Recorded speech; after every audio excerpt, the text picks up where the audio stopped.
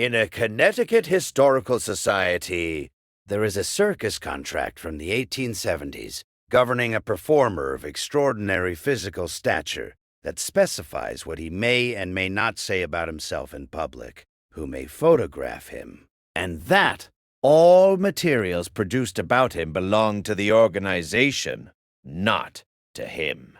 The forfeiture clause ensures economic survival depends on compliance. This isn't just unusual contract language. For a man with no documented prior existence, no traceable family, no history before the circus found him, it is something closer to a management system for a person whose identity needed to be controlled. There is a contract in the collection of a historical society in Connecticut. It was produced by Barnum's organization in the 1870s, and it governs the employment of an individual described in the contract's opening terms as a man of extraordinary physical stature, whose engagement with the organization is for the purposes of public exhibition, and whose personal conduct, travel, communication, and public presentation are all governed by the terms that follow. The contract is detailed. It specifies what the individual may and may not say about himself in public. It specifies who may photograph him and under what conditions. It specifies that all materials produced about him, all written descriptions, all promotional copy, all medical or scientific assessments conducted in the context of his employment belong to the organization rather than to him, and it specifies that violations of any of these terms result in the immediate termination of the arrangement and the forfeiture of any accumulated compensation. I want to stay with that last clause. Forfeiture of accumulated compensation in a contract with an individual who has no other documented means of support, no other documented employment history, no documented family or social network outside the organization, is not just a business term. It is a mechanism of control. It means that the individual's economic survival depends entirely on the continuation of the arrangement and on compliance with its terms, including the terms about what he may and may not say about himself. I am not saying Barnum was running a witness management program. I am saying that the contractual structure of the giant performer's employment in the late 19th century exhibition industry was, whether by design or by the natural operation of the economic relationship, extraordinarily effective at controlling the information that the individual could communicate about their own origins, their own history, their own experience of being the kind of person they were in the world that was processing them. Because that is the question I keep coming back to when I look at the records of the giant performers of the late 19th century. Not whether they were real, which they were. The photographic and administrative evidence is unambiguous on this point.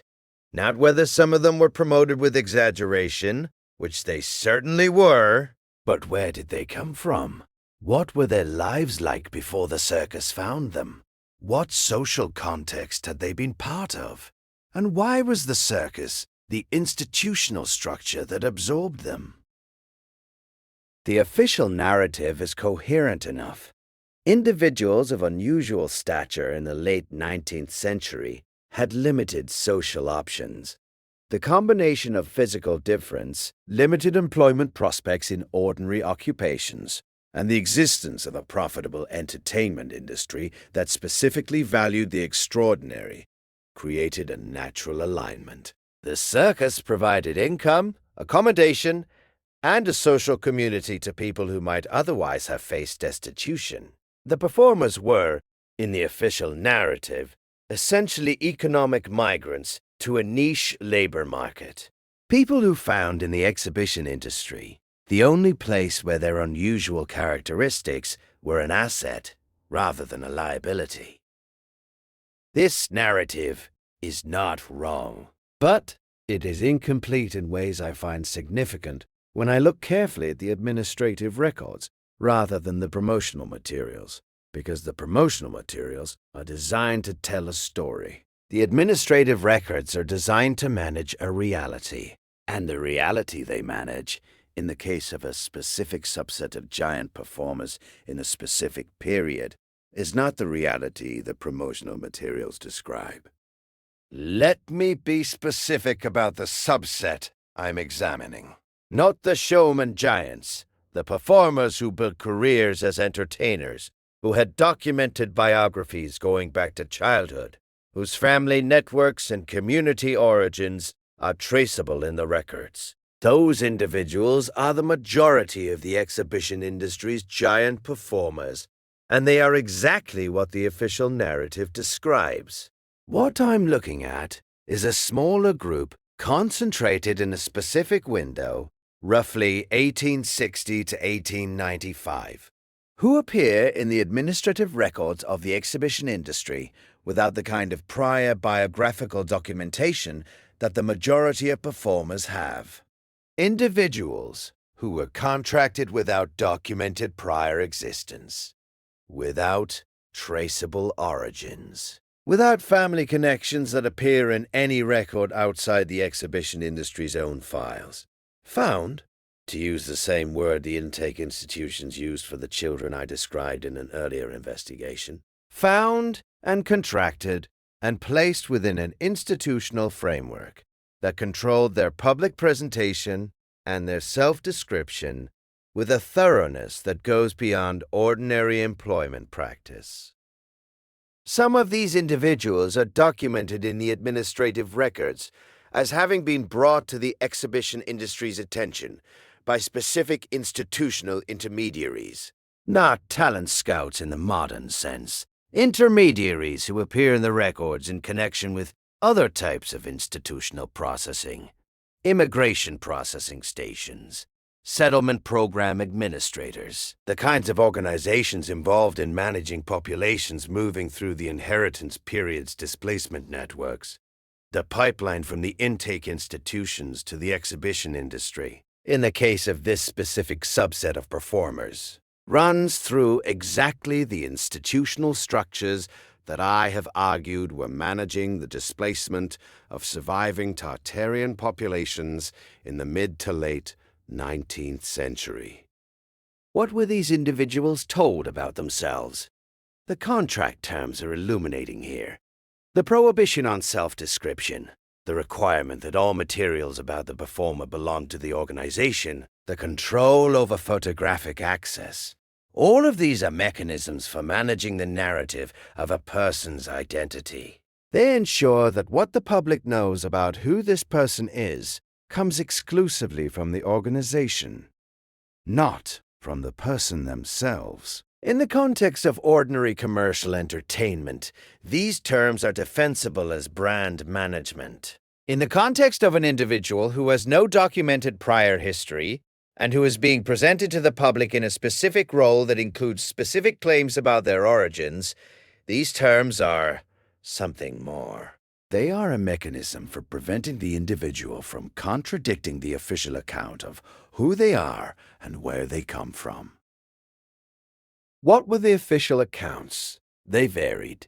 The promotional materials for giant performers typically constructed elaborate biographical fictions, origins in remote and exotic locations, tribes or communities in which great stature was apparently normal, childhood experiences in environments so distant and culturally isolated that no one in the audience could verify the claims. The promoters were not trying to be accurate.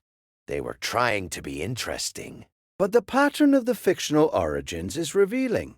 They consistently place the performer outside the mainstream of Western European and American social documentation, in places or communities without the kind of record-keeping that would allow the narrative to be checked, remote, pre-literate, undocumented. The kind of origin that, conveniently, produces exactly the kind of individual who would arrive in the record at an intake institution without prior documentation. Found.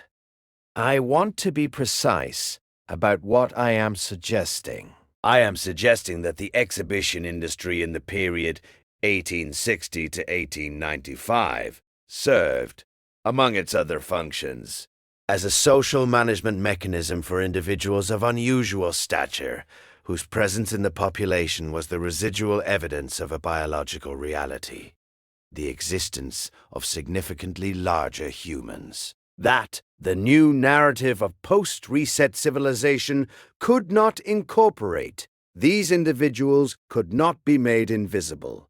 Their size made that impossible. But they could be made legible in a specific way, as entertainers, as spectacle, as the kind of extraordinary that is publicly acknowledged and privately contained. They could be placed in institutional frameworks that controlled their narrative, limited their social network, managed their self-presentation, and ensured that the story they told about themselves was the story the organization had decided to tell. And when they died, what happened to the remains? The exhibition industry had strong financial incentives to retain control of its performers' physical remains after death. Skeletons of unusual size were valuable exhibits. Several documented cases showed giant performers whose post-mortem fate was contested between the exhibition organization and whatever nominal family or social connection existed. In most documented cases, the organization retained control. The remains were exhibited or stored, or in some cases, inexplicably lost from the record entirely. The Smithsonian's institutional record, which shows the consistent absence of giant skeletal specimens that the newspaper record of the same period attests, were collected and submitted, parallels the exhibition industry's record of remains that were retained by commercial organizations and subsequently disappeared from documentation. The circus is gone now. Barnum's organization folded in 2017 after 146 years of operation. The dime museums that preceded it are long demolished. The administrative records of the exhibition industry are scattered across historical societies and private collections in various states of organization and accessibility. The contracts and intake records and correspondence that would most clearly document the institutional pipeline I'm describing are, in many cases, not catalogued, not digitized, not accessible to anyone not physically present in the holding institution. The evidence that would most directly confirm or refute the hypothesis I'm offering sits in boxes in historical societies in Connecticut and New York and Pennsylvania, and has never been systematically examined through the lens I'm bringing to it, because no one has asked the question. The official history of the circus doesn't ask where the performers came from before the circus found them. It accepts the promotional biography. It moves on. The giant performers of the Barnum era are remembered as entertaining curiosities, colorful figures in the history of American popular culture. Their contracts, with their precise prohibitions on self-description, their meticulous management of narrative, their forfeiture clauses designed to maintain economic dependence, are in the historical record. Available to be read, available to be asked about, available to reveal to anyone willing to look at them as administrative documents rather than historical color. The outlines of a management system that turned the surviving physical evidence of a lost civilization into a ticket attraction, and in doing so, made it impossible to ask what was really being exhibited and where it had come from. If the exhibition industry of the 1860s to 1890s served as a social management mechanism for individuals whose physical reality the new civilization couldn't incorporate into its official narrative, what happened to the remains when those performers died? And why does the Smithsonian have no record of receiving what the circus kept? Drop your thoughts in the comments, and share this if you think the promotional biography was designed to replace a real one.